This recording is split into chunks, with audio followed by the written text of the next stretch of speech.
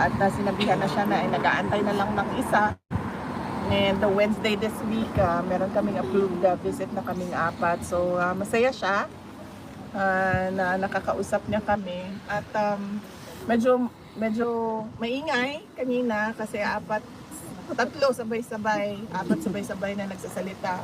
At some point, sinabi ni Basti na hindi na ako magsasalita kasi walang nakikinig. Medyo siguro, na-miss niya yung gano'n, na discussions, na labo-labo, sabay-sabay nagsasalita lahat. At masaya siya na nakabisita kami na ako. VP Inday, how's the health situation of your father? Okay naman siya.